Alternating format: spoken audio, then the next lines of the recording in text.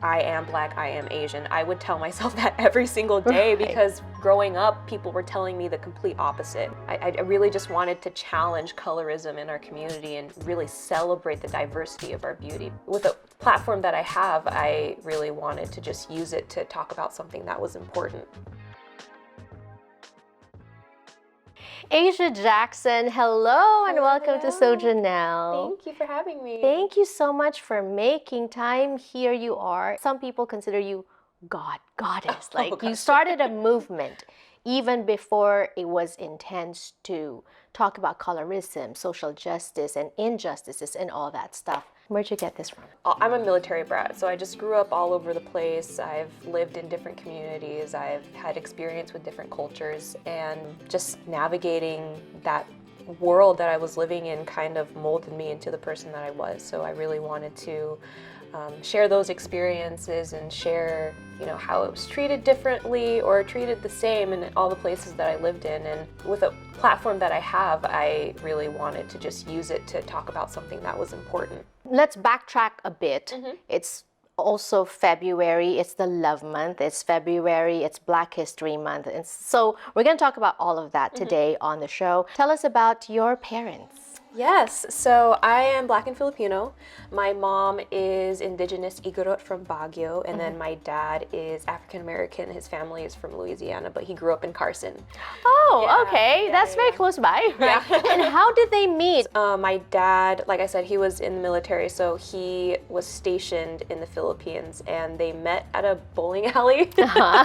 Like her friends invited her out, and she was like, "Oh, I kind of don't want to go. I'm kind of not in the mood." But it's a good thing that she went because she met my dad there. So Right. What was it like for your mom too, growing up in Baguio? Oh, she loved it. I think that growing up like in the 70s and 80s as a woman, it was kind of like more of a conservative culture, but she really loved like going to the disco and just like really, she was a party girl. Right. Yeah, she was. She was telling me all the stories. She met my dad when she was 28, I think. So the age that I am now.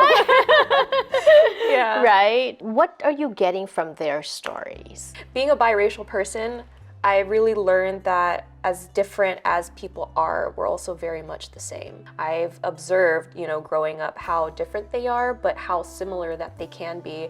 And I've learned that, you can live in unity with one another, just even though you're different, and acknowledging the differences. Right. Where are you getting this depth? I'm a huge introvert, so I really like to keep to myself, but I also am very observational. I really like to listen. That's the way that I learn, kind of see how people interact with each other, or, see how people live culturally. It's something that I've always been interested in. Just observing. So when did you realize that you were gorgeous? Oh gosh. Ask my parents about that one.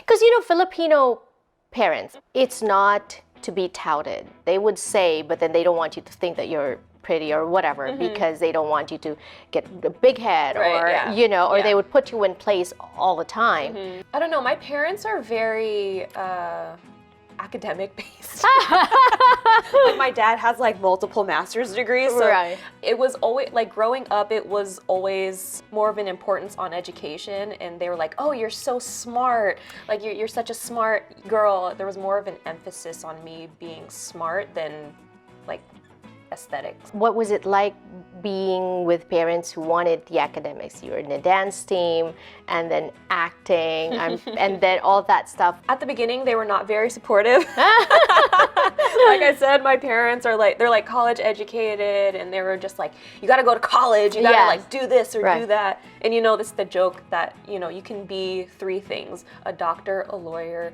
or unemployed. Right. Oh. So they were like, you gotta do something. Right. And when I was 11 years old, I taught myself to code because my dad did programming in the military, and so I just grew up in a very tech savvy household. So I taught myself to code when I was 11, and by the time I graduated high school, I didn't know what I wanted to do, but I was like, I already know how to do this, so might as well do it for a living. So I went to college, and I realized that I didn't love it. It wasn't very fulfilling to me at the time. So while I was in college, I took a film production class as an elective, and I was like, this is it. I was like, I like making stuff. Right. I only went to college for I think like 2.5 semesters or something like that, and then I dropped out. And I told my dad first, and he was like, "What are you doing?" Right. He was so upset. And then I told my mom, and she was like, "What are you doing?" Right. But you know, as soon as I started making money, they were like, "Oh, that's okay." Right. Do they understand now what you're doing? Yeah, for sure. And they're actually very, very supportive and encouraging now. They're always like sharing my stuff on Facebook to their friends. And oh my gosh, my dad is so embarrassing. Every time we like go out to eat or something, they're like, "Look at my daughter's acting reel." And I'm like, "Dad, we don't have to do this." But it seems to me that you're very close to your parents. Oh, I love my parents. Right. Yeah. I think my mom was the one to break like that generational curse. Yeah. She's very open to me about mental health.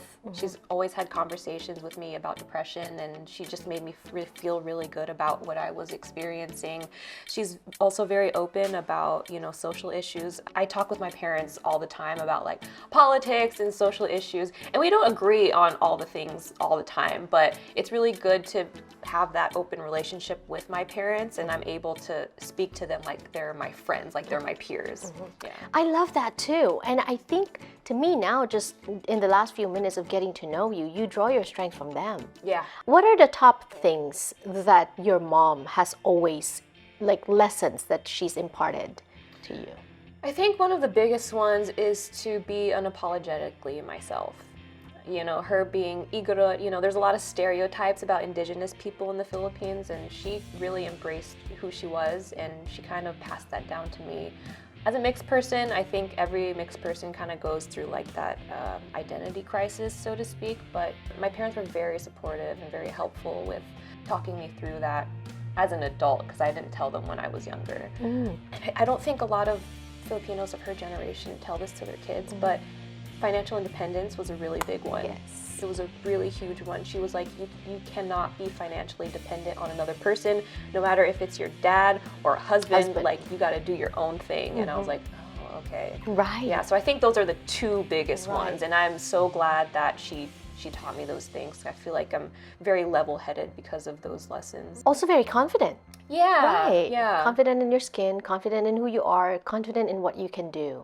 And what you did was start a movement with your Magandang Morenix. Yes. This issue of colorism, this issue of being woke, a spotlight on social justice and social issues intensified during the pandemic.